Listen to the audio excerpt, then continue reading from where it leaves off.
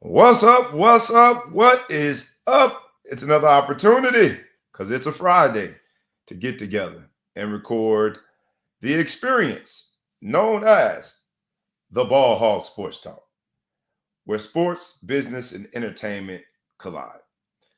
As you will note today, I am here solo as we have now passed the 12 o'clock hour on the second half. So it's a PM show. Not only is that unique, making it an afternoon show, but it's also unique that I am solo. I have not been solo in several years, but today's episode is special to me. Sometimes you get the opportunity to be with a guy like the Big Flow Show and all the other people that have served here on this show. And sometimes you got to go at it alone. I'll get to why the Big Flow Show is not here. But in the meantime, I'm going to need all the Ball Hog Sports Talk enthusiasts, all the people that have supported us. I'm going to need y'all to put on your rallying cap and help out today because today's show is going to be a solo journey. I do have a very special guest, so stay tuned for that. Today's episode is going by fundraisers and raising funds. This will be the perfect mix of sports, business, and entertainment. I'm going to need y'all help. I'm going to need your rallying cap to help me make sure I make it through this show on the solo tip. I'm going to need your help because you're going to like, comment, share, tag a friend, tag a foe, and bring other people into the fold. I know that I can count on you, Ball Hog Sports Talk, because that's why we are here so many years later. So no further ado, girls and boys, cats and dogs, frogs, anything and everything in between on the solo show where sports, business, and entertainment collide. It's the Ball Hog Sports Talk. Come on, y'all. Y'all help me help you. It's going to be a phenomenal show. You do not want to miss this one. So with no further ado, let's go. Wake up, wake up, wake up, and stay woke. Because this is the Ball Hog Sports Talk with your boy, B Brown, ESQ, a.k.a. the Ball Hog, a.k.a. the Mouth of the South. This is the place where sports, business, and entertainment collide. And we're going to give it to you rough, rugged, and raw. So come get you a spoonful, like some grits with butter and salt. You know how we do it in the South, y'all. Make sure you do not get caught in your feelings. Strap on your seatbelt and enjoy the ride. Come on. Let's go.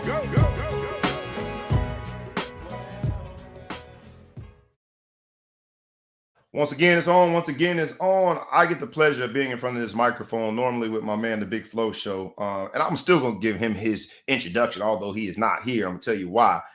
He is the myth, the man, the myth, the legend, the man from the Middle Coast. Thou shall be intergalactically known as the Big Flow Show. He is in Alabama today because his daughter is signing her, I think, letter of intent, or she's going out there. She intends to play and is committed now to play, and I think is signing today to play volleyball at Alabama A&M. There are so many different accomplishments throughout a dad's life as a sports dad. Such a journey. So hats off literally to the Big Flow Show, his beautiful daughter, their family, their accomplishment. So not only should we just keep on building our resume at the Ball Hog Sports Talk, not only are the Ball Hog Sports Talk guys that have been high school All-Americans, played at the highest level at Notre Dame, had some NFL experience, but now as a parent, the Big Flow Show has navigated not once but twice the process of youth sports, high school sports, and now going into the collegiate level as a student athlete. So shout out to the Florima family. And they won't be with us today, physically, especially the Big Flow Show won't be with us today physically, but he's definitely with us in spirit. So shout out to you, man. Very happy for you and your family. Today's episode is going by the title of Fundraisers and Raising Funds. As someone who has lived a few lives in terms of my professional experience, I've had the pleasure of being in the money management world. And we're going to be talking about raising funds when it comes to investment funds. And the comparison is going to be, and you guys are going to love this, because as a sports dad, and just parents in general, even if it's not sports. Uh, there's an analogy there in terms of what we're investing in our kids. We are raising these, dare I say, funds that have returns, that have investment strategies, that have a risk profile, and we're going to be talking about that. So to see my man, the Big Flow Show, have to go to Alabama today because he is indeed celebrating such a wonderful occasion. His return is finally coming to fruition.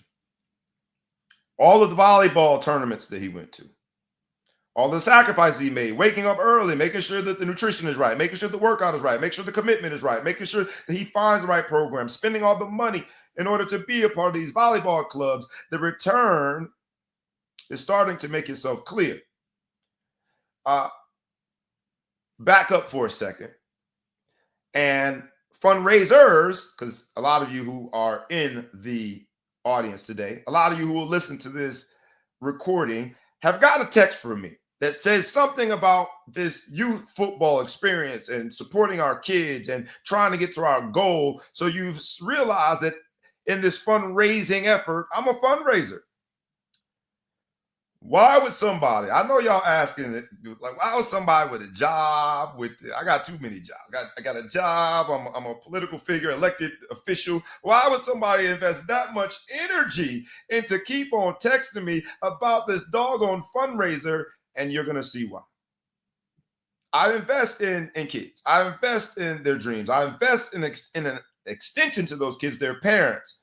And that's why I've gone so hard with this fundraiser. Watch the analogy today, how we talk about fundraisers, getting the money for us, this Florida trip. And I will be posting several times the link because we down to under 11 hours for y'all to support the fundraisers. For $7.50, you can win $10,000 just in time for the holidays. But more importantly, by buying just one ticket, you're helping a kid get to Florida. So I will be posting that. Matter of fact, I'm going to go ahead and start posting it now. But then we're going to be talking about something that is near and dear to my heart. As a coach that is dealing with a lot of the parents and learning their investment style, learning what are their triggers as an investor, as they invest in which coaches to spend time with, how much off-season training that they're doing. Watch the analogy about how, in a way, we're raising these funds with our kids, how they spend their time, what's most important to them. We'll start with the fundraiser because I definitely want to post that. And as I said in the beginning, man, I'm gonna need y'all help today. I'm going solo. It's a solo trip. I haven't been on a solo trip in a long time, but I believe I can do it because I know that our audience is amazing. Make sure y'all click on that, cut the link, whatever, support it. It's only $7.50. You're gonna help it out. We're trying to get to 25,000. We just short. We had about 24,000. I know we can do it in the next 11 hours. So it's gonna be both a telethon and amazing content. That's as a fundraiser. Then we're going to get into the raising funds. In America, where a lot of us are starting in soccer, we start in youth soccer, right? That's normally the first sport for a lot of these kids in suburban America, even urban America. We started in soccer. And you can see as the parents are sitting over there with their morning coffee, going to some random field in some random city and putting their kids out on the soccer field, how we are all into this. Little somebody, I was called little Bobby. Little Bobby's only, 5 years old, and the parents are just so invested in, oh man, can they score goals today? We're raising these funds, throwing our time, our money, our emotions, our energy, our effort. We're investing all of this into our kids in hopes that one day there will be a return on it. Watch how this works. We'll start at the collegiate level. Because there is a recent story. I saw one of my good friends, man, my man Leonard. Stewart, who is a phenomenal attorney, a bright mind, a LSU guy as a fan, but also went to law school at Notre Dame. And he posted this post essentially saying that Brian Kelly's legacy is dependent on him doing whatever he needs to do to secure the bag to make sure Bryce Underwood doesn't go anywhere. Bryce Underwood is a high school quarterback. A kid, right? A young man at best. I won't say a kid, but a young man. And here I see an adult, an attorney, someone who I think is a very bright mind saying that a coach's legacy is dependent upon him finding enough money to keep Bryce Underwood. And then I read a story that essentially says today, Michigan is prepared to spend $10.5 million US dollars to create an NIL package. An NIL package worth $10.5 million to convince this high school kid, let's call him 17, 18 years old, to convince this high school kid not to flip his commitment. $10.5 million US dollars to get a high school kid not to flip his commitment, who has no college experience, that has no credibility in terms of making plays on the collegiate level. There is no resume there, but yet $10.5 million.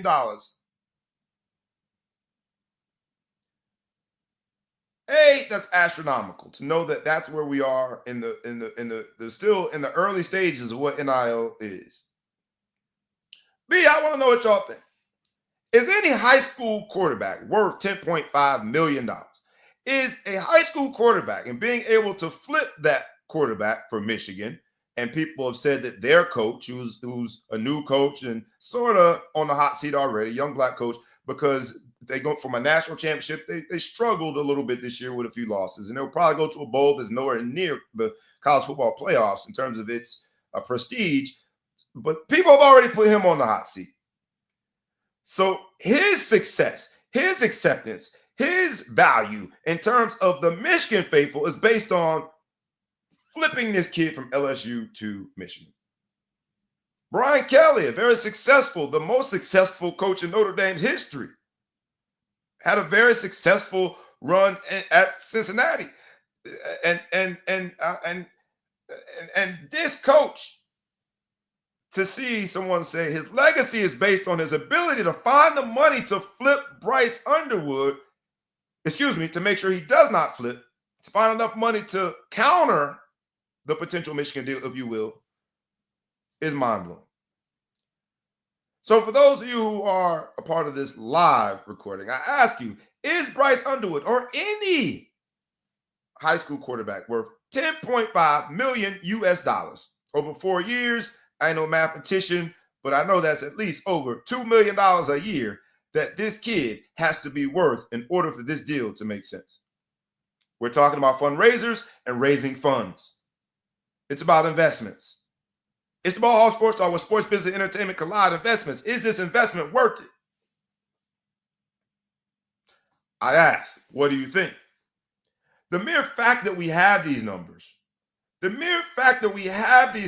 is mind-boggling to me. Because if you think about it, in a world where we have seen what the transfer portal can do for a team's current roster, we have seen schools like Notre Dame choose basically a 1-year, one-and-done kid from the transfer portal to lead their team.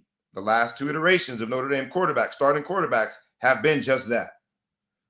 So in that same state of affairs, under the same conditions, to see a kid has been offered $10.5 million is mind-boggling. So I ask you, is he worth it? And then I ask, sort of a rhetorical question, where's the money coming from? On each one of these campuses, you essentially now have fundraisers. By way of the collectives, you have to raise enough funds because the institutions can't pay the 10.5 directly from the University of, in this case, Michigan. The money is going to come from a collective or third-party outside sources, boosters that agree to whatever amount of money that they deem worth this kid to be worth, this young man to be worth. The money that's pouring into college football, the money that's pouring into NIL, while widely marketed and publicized, isn't even coming from the universities. It's coming from third-party sources. So there's got to be somebody at Michigan to pick up the phone and figure out, how are we going to raise the funds to flip Bryce Underwood from LSU to Michigan? Fundraisers.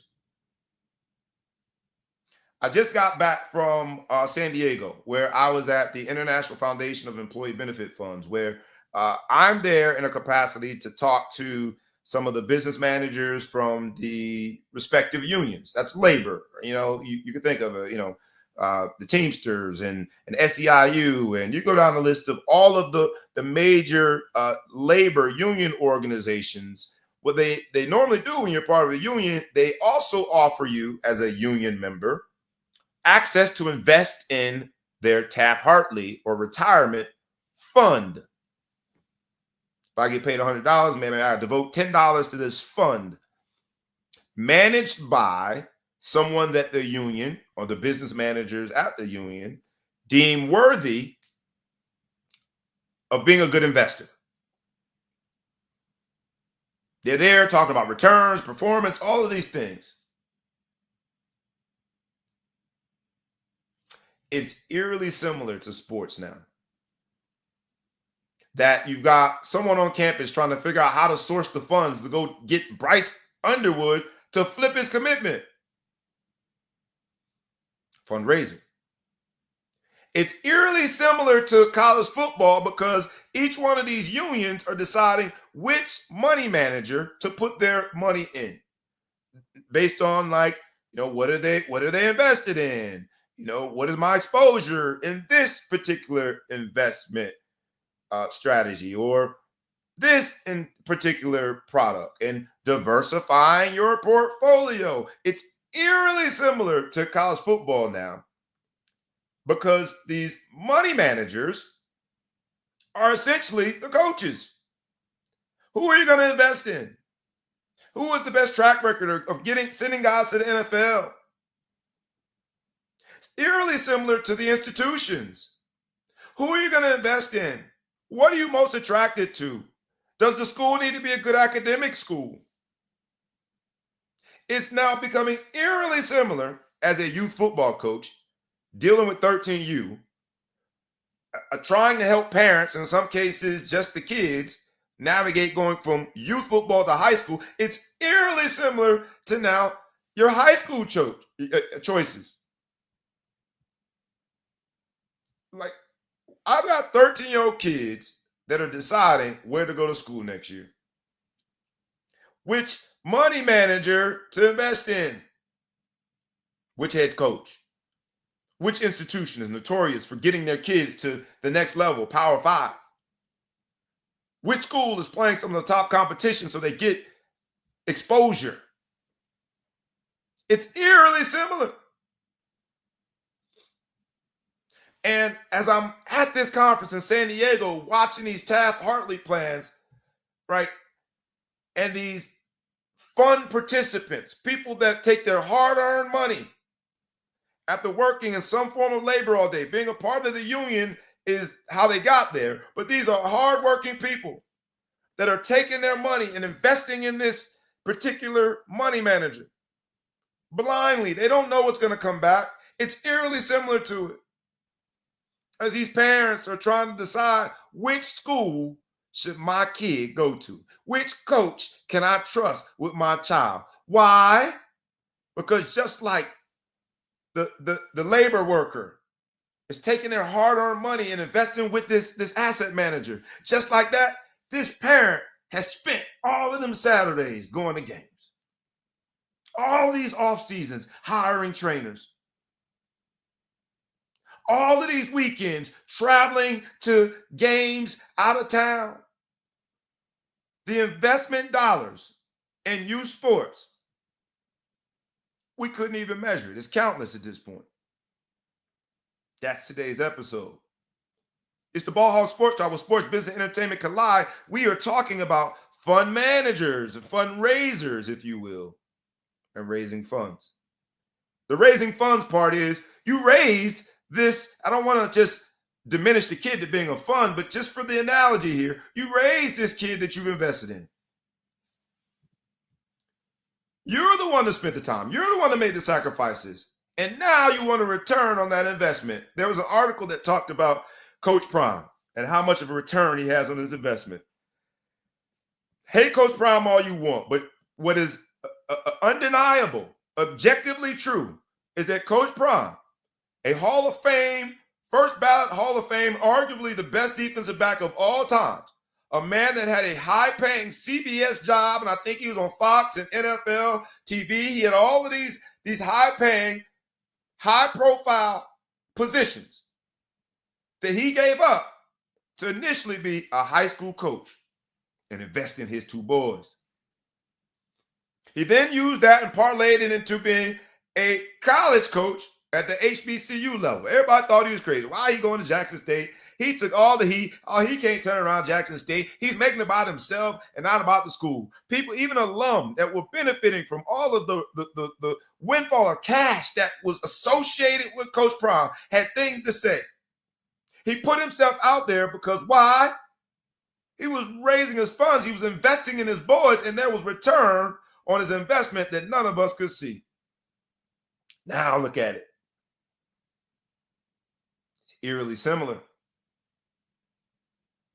Unfortunately, because we are all different when we come to investors, right? When you go into fill in the blank, giving nobody no endorsement until they give us money, baby. We doing sponsorships. So I'm not going to talk about who you're investing through, but when you go in, whoever you're the person, investment manager that you trust, the person that's your wealth manager, right? That you trust, right?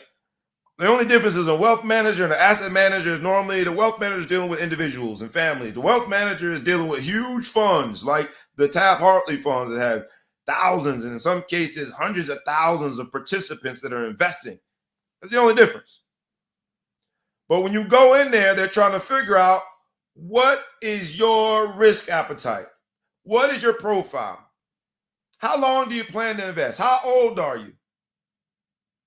What is your understanding of investments in general? What current investments do you have? How are you diversified already? They're asking you all these questions.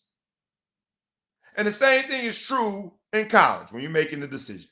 When you make that decision, the same thing, right? People are coming from different socioeconomic backgrounds.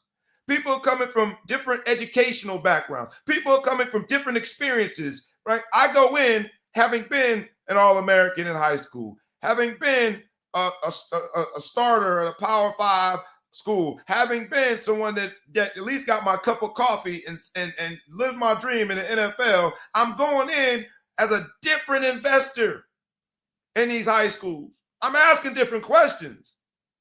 If and when my sons get to the point where they become college recruits, I'm going in as a different investor. You can't just pull the wool over my eyes. I'm going to ask the right questions. I know what it means to transition from football to life after. I know that that's a much longer time frame than the 4 years you spend there. And let's say you have a great career and the 10 years you have in the NFL. You got a whole lot of life after that. So I got to ask questions that ain't got nothing to do with football.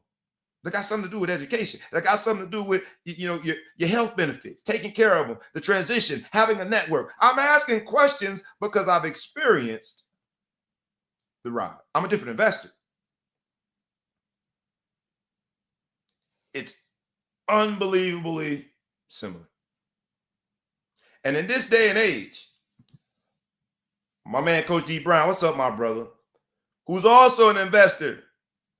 You know what it takes to coach some of these kids? When parents, no matter how much you do, when you pour into these kids, this doggone thing, and I'm going to keep pointing to it. Y'all make sure y'all click on it. This doggone fundraiser is almost at $25,000, and we're going to get there. We're going to get there. If I gave the same effort, if I gave the same care, If I gave the same selfishness that a lot of these parents give to me, ain't no way I would be sending y'all all of these text messages. Why do I do it? Yeah, partially for my own kids. My sons are going to benefit from this too, both of them. But as an investor, I'm also invested in the broader market of football. I love this sport. I'm also invested with an obligation to Coach Marvin and Coach Johnny Alexander, who poured into this little knucklehead boy so I can have the life that I live. I'm a different investor. Some of them parents just don't know. The only thing that they know is scope, right? My scope is wider. I want the game to be in better hands than when I left it. I want the game to be in a much better situation than I found it, rather. I gotta leave it in a much better situation. But I also get to narrow down sometimes and just focus on my boys. I'm raising funds. Today was one of the proud moments, man, where I got to see the return on my investment. So while this is a solo show, I am going to have a very special guest. I might have two guests. I don't know if my man is going to do it or not. I have a very special guest. All right. I'm going to get to that special guest. You guys stick with me. You're not going to want to miss it, man. But it's a return on my investment. My youngest son. I got a chance to go today in his particular school. We moved him to a new school. Cost me a whole bunch of money, y'all. Lord have mercy. And salute to all of the people that are supporting it. Hats off to my wife for finding this amazing opportunity and investing in his education. We're investors. We're investors. Today, I got to see a return on that investment. This particular school has them present their own. It's a parent-teacher conference, but they have to present it. They've got to go through all of the comments that the teacher has offered and create a slide. And he's presenting his case of how he's doing, and I'm sitting there proud, trying to fight back tears because I'm looking at the fruits of my labor. I'm looking at the return on my investment. I am looking at the kid that I love so much that I would literally die for. So I'm willing to invest anything. Return on my investment. I'm gonna bring Thatcher on here in a little bit. Before I do, I'm just gonna get to one more topic, and then we're gonna move quickly. It's gonna be more about parents, your investment strategy, the youth sports, high school. Will NIL truly trickle all the way down? Does that motivate some of the decisions? I get to experience some of the most selfish behavior known to mankind by parents. Ain't nobody, I ain't gonna say nobody. 99% of them parents don't give a damn that I've been sending y'all all them text messages to get all of that money in this doggone fundraiser. They don't care. They don't care that I miss out on meals with my own family. They don't care that I have to abruptly leave meetings that I could, that could lead to amazing opportunities for me financially. They don't care. They don't care that I got to drive all the way down. I'm putting money out of my. They say you get what you pay for. Technically, I'm in the red. They getting way more than they pay for because they ain't just zero, right? Like I'm actually paying them to serve them. I go in my own pocket. I pick up kids. I take them out to eat, and I don't need a pat on the back for it. I really don't. But I'm offering it to say just how amazing it is in terms of the disconnection. Why? Because most parents' scope is just their child. Most parents' scope is based on this carrot that has been dangled with NIL, this carrot that has been dangled with social media, this instant gratification that if I can't go post a highlight, little Johnny didn't do something right. Coach did him a disservice. Their outlook is so right here in front of their face, they can't appreciate the lessons that I'm trying to give them about learning how to lose. They can't appreciate the lessons I'm trying to give them that never run away from competition. Because if you go to one of these top high schools, like I went to, the illustrious St. Thomas of the greater Fort Lauderdale, Florida area, There's going to be somebody waiting there to compete. If you get the chance to go to a Power 5, there's going to be somebody there waiting there to compete. And oh, by the way, if you are lucky enough to go there and have instant success, freshman year you put on, if you've chosen a school that is attractive to the top athletes, the very next year there's going to be somebody there trying to take your job, trying to give them lessons. But this NIL thing, the gratification, the platform that has put people on, it undermines a parent's ability to see, damn, man, just from a basic standpoint, like there is a black man who experienced everything that I want my kid to experience. And I say black man because our team is largely made up of black players who not only did that and got to the top of the mountain when it comes to this sport, but went back and got an education, went back again, got another graduate degree, has worked as a lawyer, has worked in finance, so that I understand what I'm talking about with money managers, with investment funds, with investment profile. I understand it because I've lived it. This man has figured out that somehow, some way, I got to carve out enough time to devote to these kids, and they can't see it. They can't appreciate it. It's amazing. But the view is so narrow because of where we are currently in sport.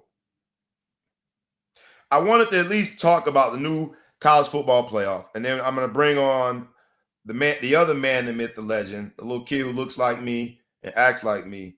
That's my mom up there laughing in heaven, the fact that he acts like me. But it is what it is. I'm going to bring him on.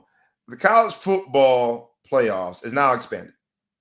And we're talking about fundraisers and raising funds in the sports context, right? So this college football playoffs has expanded. And this expanded college football playoffs means like the old model of the bowl game having a title sponsor, they were losing a lot of traction there because some of the top prospects weren't even playing in the game, a la Florida State last year, all right?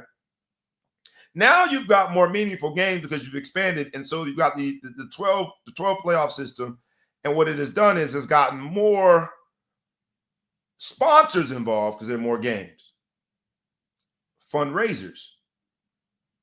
They're finding enough money in their marketing budget or whatever, or they are knowing that the ads that they run, their presence as a title sponsor will lead to future income that will make this investment worth it.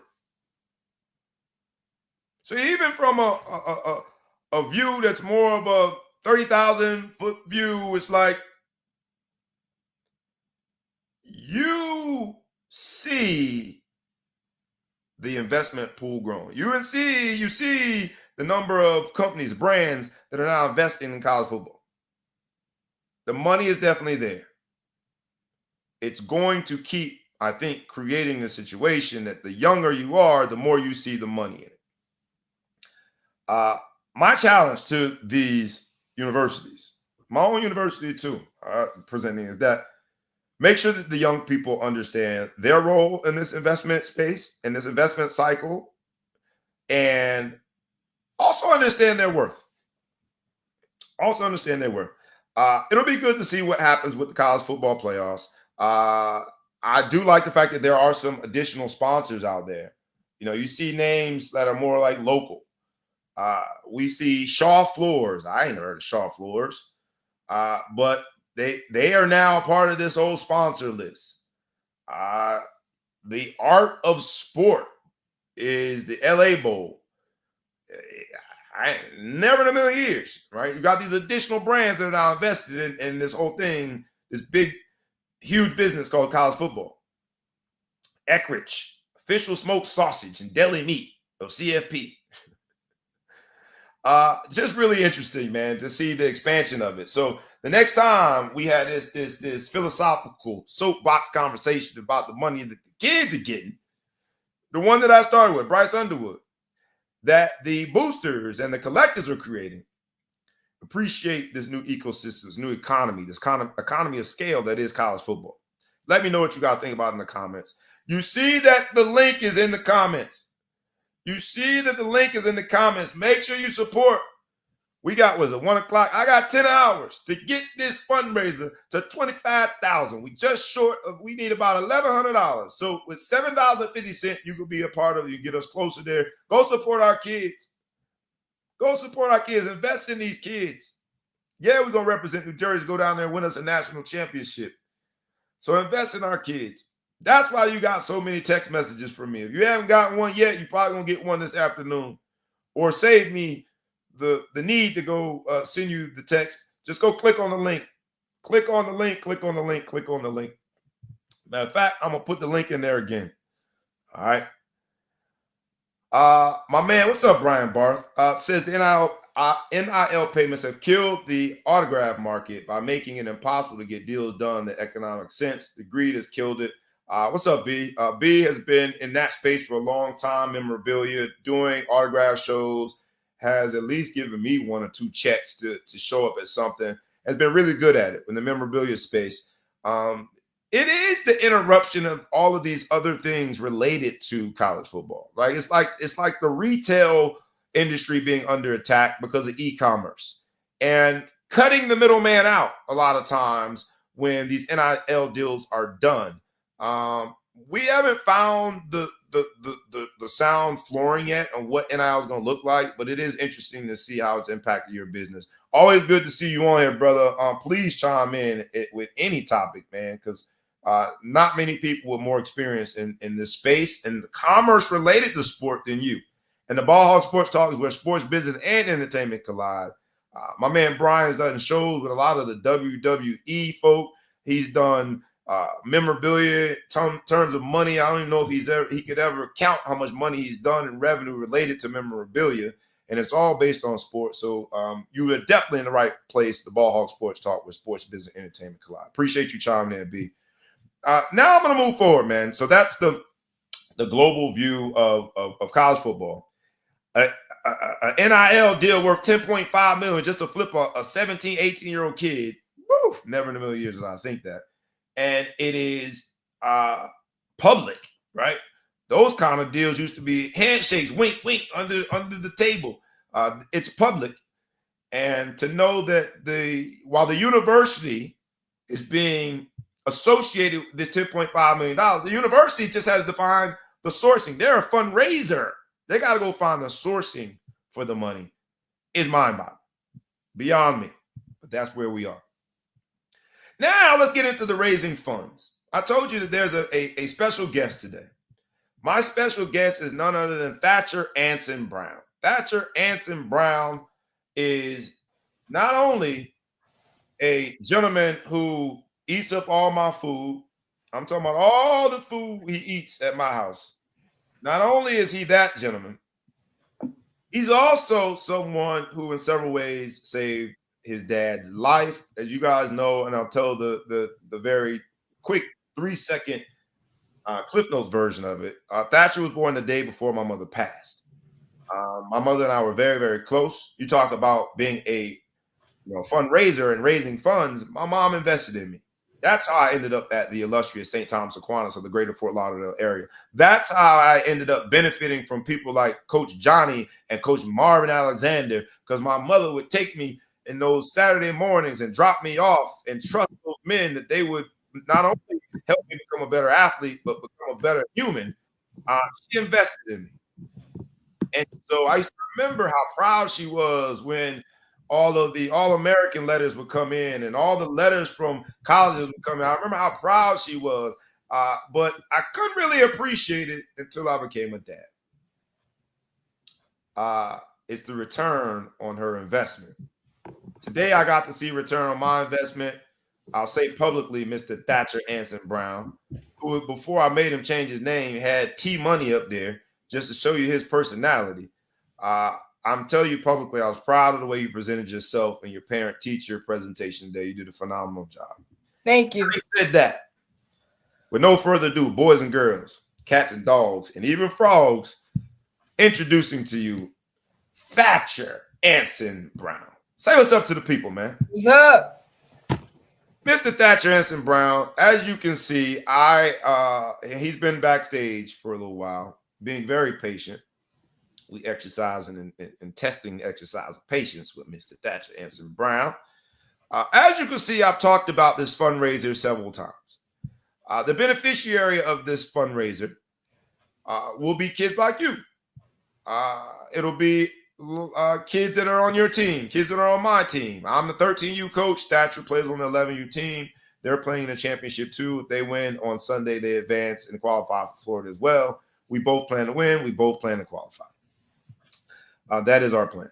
So I ask you, with your experience in Florida, you've gone the last 2 years and played. Talk about the experience of playing at nationals as a youth football player. It's amazing because you meet some of the best players in the country and some of the best teams in the country. And when you're there, you get to watch tons of games, and they're right next to you. So it's a really good experience. Do you recall off the top of your head, and it doesn't have to be just one person, because I like that response. Was there somebody on a particular team or from a particular state in your memory that really stood out? Like, wow, that kid can really play. Is there anybody that stands out? Yes, it was number 4 from the Bills. I forget where they were out of. They were out of Georgia. I think they were called. They think Decatur Bills. They were out of Georgia. I remember that team. Yes. Right. Yeah, but he was amazing. He had like 3 touchdowns. He made every tackle, and he was really good. He was spectacular. So watching a player like that, in that experience at nationals, and seeing him make those plays, what did that do for you in terms of your motivation in the offseason and your preparation after that experience? So that made me want to beat that team and get better so I could be, have 3 touchdowns as well and make every tackle. So that inspired me. Got it. Now let's make it more personal, because while one day I hope you understand investments way more than Dad, so I can retire and put my feet up somewhere and live off of your dime, like you living off my dime. I'm going to ask you about a few things in terms of our relationship. Does Dad push you a lot when it comes to sports? Absolutely. Every day we got to wake up early for basketball, a lot of the weekend days. So, yes, you absolutely do. And you can be honest here, because you'll add to that when you think you've had a great day. I'll say something like, don't forget your push-ups, don't forget your sit-ups, right? When you've had a great game, I'm always saying, yeah, but you could have done this. When you've done a workout on your own, I'm like, all right, but did you do this workout? All right. So you can answer this. At the time of the hard work, at the time of the workout, do you often feel like, man, I don't feel like doing this? Mostly all the time. Like yesterday, I was out in the cold shooting, and I did not want to be out there, but I had to do what I had to do. And yeah, I went inside, I dribbled. So I absolutely do. All right. What gets you through those moments? Like, you felt that yesterday, and I wasn't there. I didn't make you go outside and shoot. What helps you get through those moments and you continue to work out, you continue to shoot, you continue to be cold, you continue to hear some old crazy man run you up the hill or run you on miles? Or what gets you through those moments? The outcome of it. So what I'm putting in is always going to come out. If I run a mile, that mile is going to come out in the game, and I'm going to be more in shape, and I'm going to be faster. So you got to think out about the outcome and what's going to happen if you keep working. Got it. Good stuff, man. All right.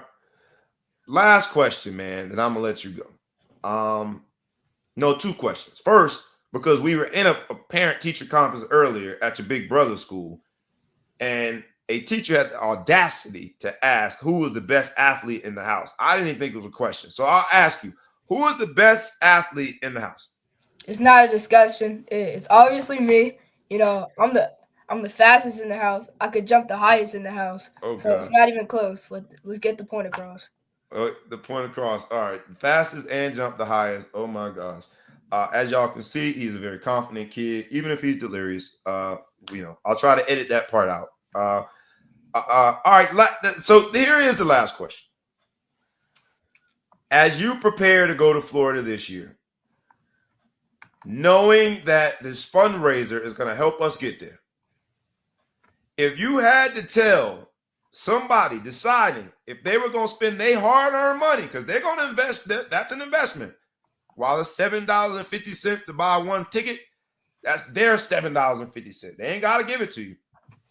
How would you, in your closing arguments, in your presentation, how would you convince that person that you, your team, and the experience of being in Florida is worth their hard-earned money and worth their investment? Closing argument now. Right. People tight with their money. It's almost holiday season. They got to decide if they're going to spend that $7.50 on you, your team, and your experience. What would you say to convince them to invest? I would say you're going to help someone get to Florida, and you're also going to help someone win the national championship, because we're going to come back with a couple rings. So I hope that inspires you, because we need it. And please, please, please hit the link. There you go, man. With that, Thatcher Anson Brown, I'm proud of you, man. You're doing a great job. I know Dad is tough on you, and it's because I am investing in you. And there's some things that I'm going to talk about at this part of the show that you don't know about yet in terms of returns on those investments. But I want to tell you publicly, my man, I do all of those things because I love you. How about that? I love you too, Dad. All right, man. Great job. That is the Thatcher Anson Brown on the Ball Hog Sports Talk, but also with a really compelling closing argument. So please, please, please, we got $1,000 to get to. We got 10 hours to get there, 9.5 hours to get there. The raffle ticket and the entries end at 11 o'clock p.m. for $7.50. And then there's a bundle of ticket options as well if you want to increase your chances. You could not only help the kids, but you will put yourself in position to have a windfall of cash right in time for the holidays. That's what the fundraiser is about. We need your help, not for help's sake, but for the kids' sake. So please do that. Now, it's lightning round now. We had about 45 minutes. I've got another young man who, and talk about investing, I have another young man who I believe is the best offensive lineman in the country at 13 years old. Kid really takes his craft seriously. He invests in his body. He invests in his education. He invests in his commitment. The kid lives in Shirley, New York, which is about 2.5-hour drive from me. Takes a train to get to Penn Station, to take another train to come to New Jersey to practice with this team. And he does so because he believes in his investment in our environment. He thought we had a good coaching staff. He thought we had a good team. He knew we were going to play a tough schedule. It's unbelievable to be a money manager. That's what I am. I'm a fund manager as a head coach. I'm a fund manager as an advisor when I'm telling not only the kids or the parents of how to write down the pros and cons of each one of these schools. Before you go to a high school, you got to think about these things. I'm a fund manager when I'm trying to advise kids what to do in the offseason. I'm a fund manager when I'm trying to tell a kid which trainer would probably be best for them. To see the return on the investment and see these kids as they're growing up is unbelievable. It's priceless. It's worth every ounce of effort I have to put in. It's worth every cent of sacrifice that I'm willing to give. But indeed, everybody who is an investor is a parent, guardian, uncle, aunt, grandma, granddad. We're all different types of investors. So we're going to talk about that, and then I'm going to get you out of here. There are both long-term investors and short-term investors. For those of you who are part of the investment community, please appreciate these analogies. There are long-term investors That would be me. And then there are short-term investors. I don't say one's right versus wrong. We're just different. What do I mean by that? You have to look at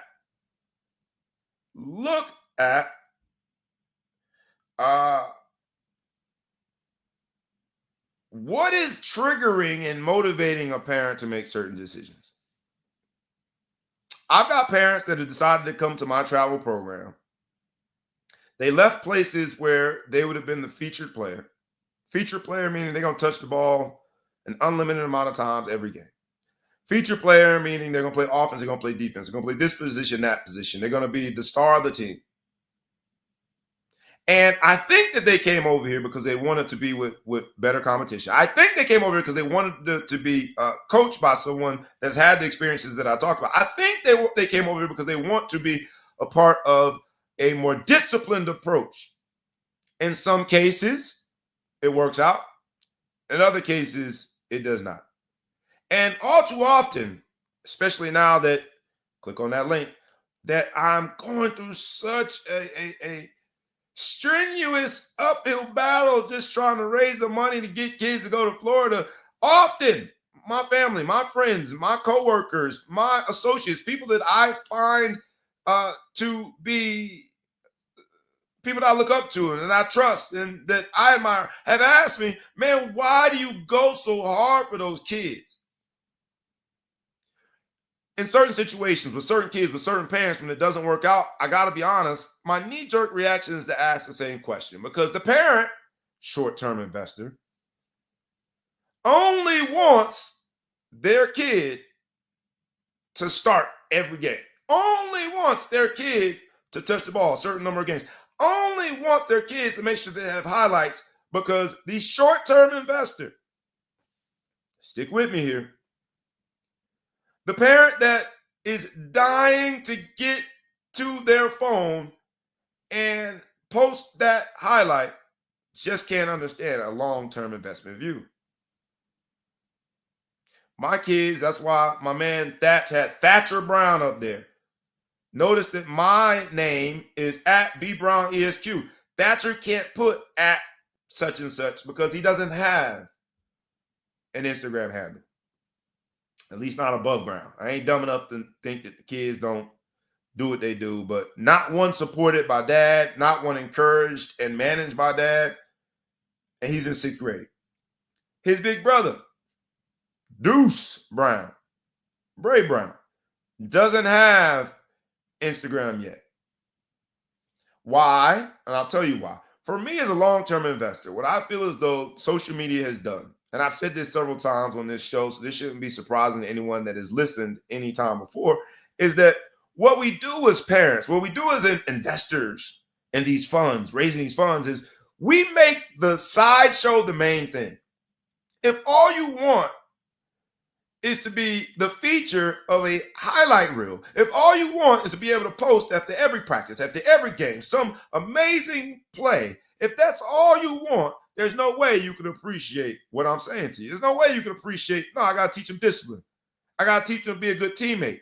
I got to teach them to make plays when the ball's not coming to him. I got to teach them about body language when things aren't going perfect.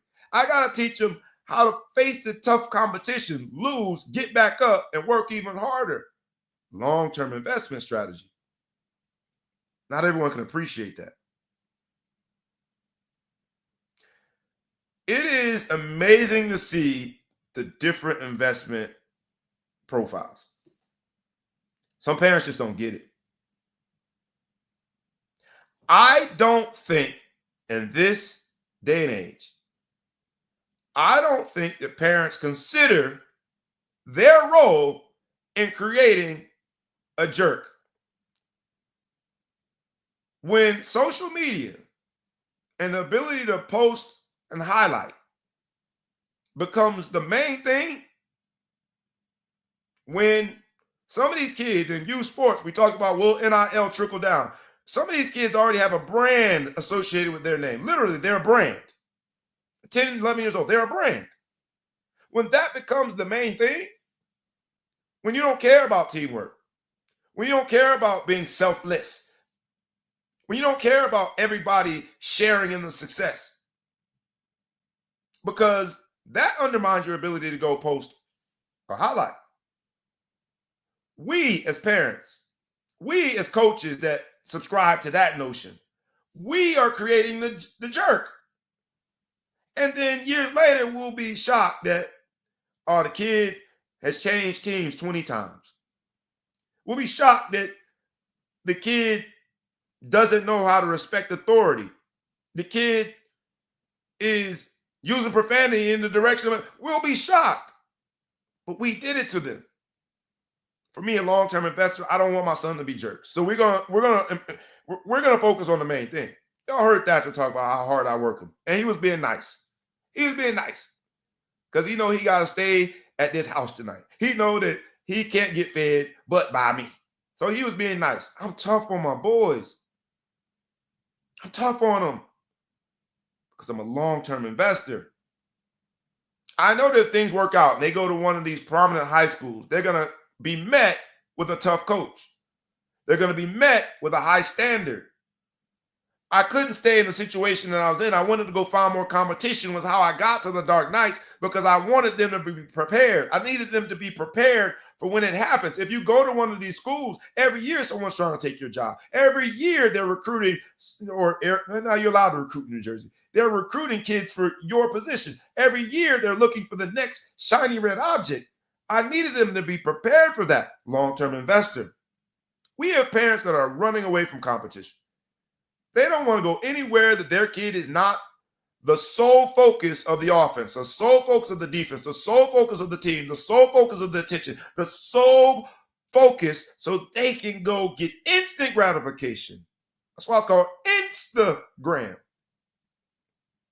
Short-term investors. Investment profiles. How are you raising your funds? What messages are you instilling in them?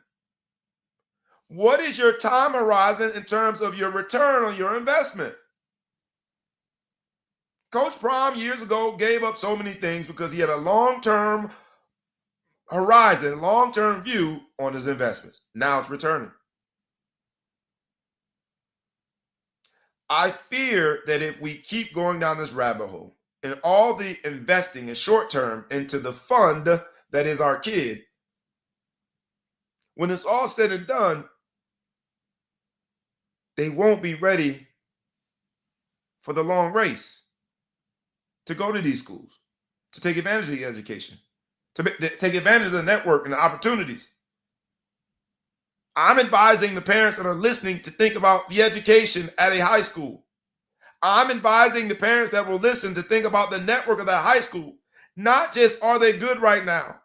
Not just, when's the last time they won a state championship? Not just, when's the last Power 5 recruit that they had? That's a short-term view. One day, and I know none of these kids believe it, despite the vast number of pieces of evidence that they could use to prove it, none of these kids believe that one day you got to put the cleats up. If you're a basketball player, one day you got to put the basketball down. One day you got to put the track spikes up. One day you're not going to be an athlete. And if life expectancy tells you anything, just average life expectancy, you got a lot of years to live beyond that. Long-term investment. I don't accuse parents. I don't blame parents in this space, because I understand it. We started this show off talking about Bryce Underwood, a high school quarterback that is now reportedly being offered $10.5 million to just change his decision from going to LSU, $10.5 million in NIL money, from LSU to Michigan. We started this show talking about that same Bryce Underwood and a very smart man, attorney that I vibe with, who happens to be an LSU fan, saying that Brian Kelly, LSU's current head coach, his legacy is dependent. His legacy at LSU is dependent on him retaining this commitment from Brian Underwood. And in doing so, finding the money to match Michigan's offer and counter. His legacy is dependent on that. So in that world, I can't blame a parent that's reading that headline, that's seeing their child being the next Bryce Underwood, that has this very short-term investment horizon because they think that show me the money now. They think the Jerry Maguire approach is the way to go about this. They can't appreciate the long term because they think, let me get the money now. Let me get the followers now. Let me get the likes now. I give to you only because of experience. I ain't better than nobody else, but I'm going to give it to you from an investor, as a dad, from an investor, as a coach, as an investor, someone that is pouring into the sport beyond just my own kids, beyond just the kids that I coach. I pour into the sport. I'll help anybody's kid that asks me because I want this game to be in a better situation than when I found it. I offer to you the short-term view, the short-term returns. Those posts that you have are meaningless. No coach worth any value is going to receive this highlight reel that you sent on Huddle, on Instagram, and immediately think, without doing any more research, I'm going all in. I'm investing in this kid. I would argue to you that there are some metrics when you are evaluating or putting a valuation, as we say in finance. When you're putting a valuation on a particular stock and on a particular investment, there's some metrics that just because I've experienced it and I've been in them rooms and I've heard the conversations, I'm going to offer them to you. There's some metrics that aren't short-term. There's some metrics that aren't as visible. A coach wants to see your body language when you're not getting the ball. A coach wants to see how you respond to a loss. A coach wants to see, what are you doing? How hard are you working? What is your effort when the play isn't coming to you? A coach wants to see an entirety of a game. What have you done? When the ball is on the left side and you're on the right side, what are you doing? A coach wants to see, what kind of teammate are you? When your teammate does something wrong, makes a bad play, or drops a ball, whatever, has a bad play, a coach wants to see, what kind of teammate are you? Because there's some metrics in there to the good evaluators that they know are beyond the naked eye. And they need to see that. Those are the investments that they want to make. They want to invest in people that are worth the investment. That's what a coach is looking for, not just your highlights.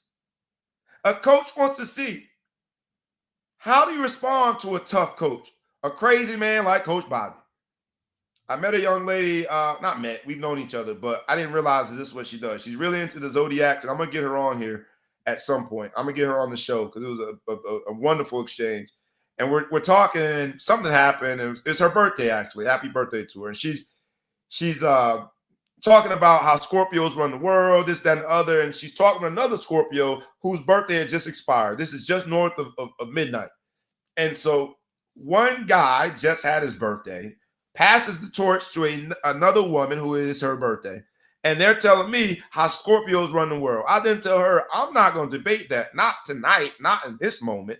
So happy birthday. She looks at me, she's like, you must be an Aries. And I'm like, I thought maybe she looked up my birthday. I was like, yeah, I'm an Aries. I told you that? She's like, no, only an Aries could play a Scorpio. And I'm like, I'm not playing you, and it was a funny exchange, but she did a quick psychoanalysis of my personality. And she said simply, an Aries is super confident, super stubborn, guilty, but will go up the hill twice backwards. I don't care how tall the mountain is, for the people that he loves. That's why you guys have gotten so many of those text messages about this fundraiser. That's why I've mentioned it several times in this show. That's why it's the nucleus of this show. I need to get this fundraiser to $25,000 because I'm invested in these kids. There are things that you need to understand about a coach.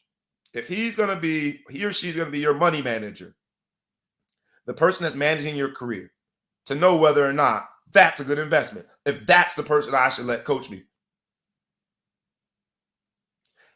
There are coaches at the collegiate level, assuming that we're going to start there. You want to be a college Power 5 recruit? There are going to be coaches that want to know you could be coached by a tough coach. You want to go for New Jersey, Big North, and play for those schools? There are going to be coaches that are looking to see whether or not you could be coached by a tough coach. These aren't on the surface metrics. They're under the radar. They're looking at the financial statements, finding the indiscrepancies, making sure you ask the questions. That's how you get the return on the fund that you've invested in. We're raising funds. It ain't just money, right? It's experience.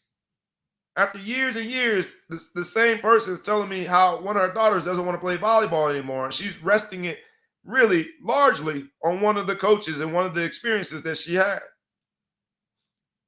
It's about mental health. I know people that, thank you God, I was able to survive Urban Meyer as my receiver coach at Notre Dame. There are some dudes that he did a number on them. Have you seen the documentary, whatever, Swamp Things? Tough to play for.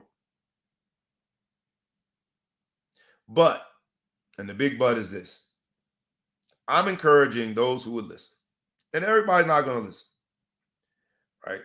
To have a long-term investment. Strategy, plan, perspective. In investing, right, there are these things called the 4 P's of investing. And we got to do the psychoanalysis on the coach, psychoanalysis on ourselves as parents, psychoanalysis on our kids. Maybe that's not the right environment for them. But there are 4 P's of investment. Now, you ain't hearing me, especially in youth football, even in high school, talk about wins and losses, talk about stats.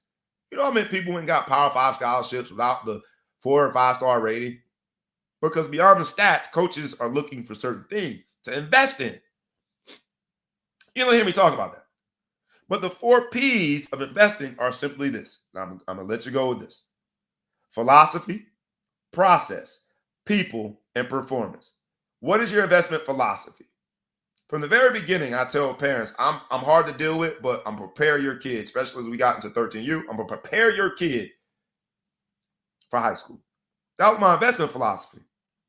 Not that, are we going to win a national championship and you know, I'm not guaranteeing you that. I'm going to guarantee that I'm going to prepare your kid for high school. The process of how I get you there, creating a standard that is we first, me dead last. That's the process of how I get there, is creating the standard that they can take with them well beyond this season. The people, surrounding them with coaches that have been at the highest levels of this game, and then performance.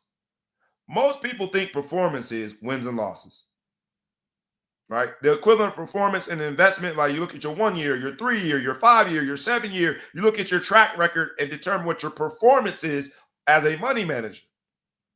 As a coach, it's normally wins and losses. For me, it couldn't be any further from the truth. My legacy in football is sealed. I don't care what my wins and losses are as a coach. To me, I think of wins and losses of how many kids I can get across the threshold and get them ready for the next level. Performance is way beyond wins and losses. Performance is way beyond whether or not I have a featured receiver or a dynamic running back in the offense. Performance in a long-term investment view is about how you develop that child, how you get them to understand what it means to be selfless.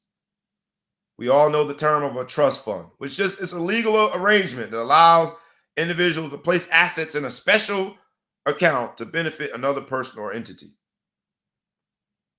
In my mind, they're all trust funds. Not necessarily from a legal entity standpoint, but we're placing assets in this special account. to benefit another person or entity.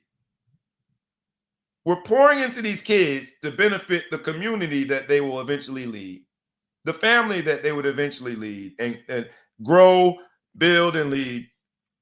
We're pouring into these funds, these kids, because they're going to be leaders of tomorrow. The more that we can all be long-term in our investment view, the better we're going to be.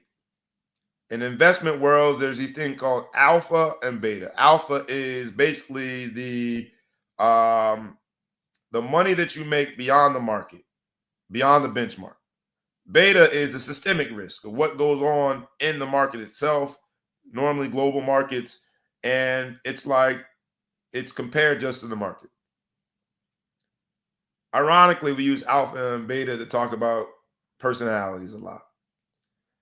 And I think that making sure that you invest in a kid, use a money manager, a coach, use a money manager, a high school and institution, use a money manager, the trainer that you select. All of these things that you select show if you're short-term or long-term. The trainer that we use from a basketball perspective, he ain't on Instagram posting the videos of the training every day. He doesn't have 1 million trainees that he's invested, that he's training every day. No, it's a very short client list. Never see a video.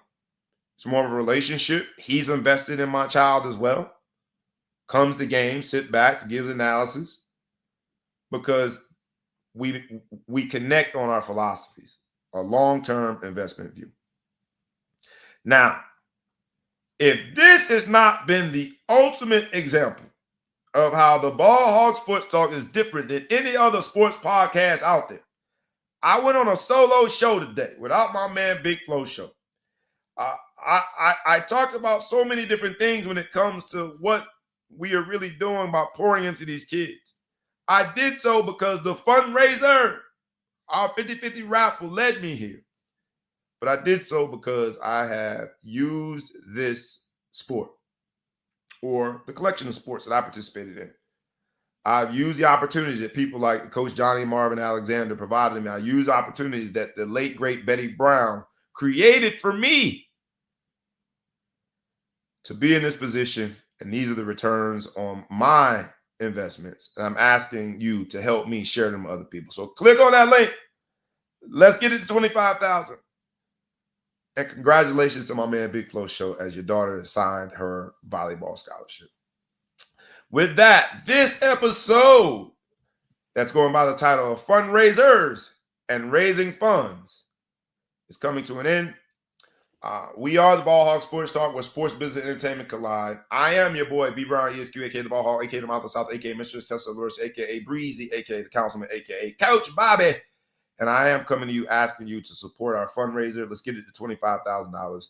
Thank you, like always, for any contribution and any support of our show. Like we ask you every week, please like, comment, share, tag a friend, tag a foe, tag anyone you know. Please subscribe to the YouTube channel and to the podcast. Safe travels to my man Big Flo Show. He'll be back next week. Thank you all for your support. My man Thatcher Anson Brown was our guest today, of the Brown family, the younger of the Brown brothers. We will be making sure there's an audio version of this. This has been a great show, man. My first solo show in a long time. I could not have done it without all of you. Catch us next week at the Ball Hog Sports Talk, where sports, business, and entertainment collide. We do it one way and one way only. It's rough, rugged, and raw. I appreciate y'all. Y'all enjoy y'all Friday. Enjoy y'all weekend. Enjoy college football. Things are heating up. And with no further ado, we is out. Peace.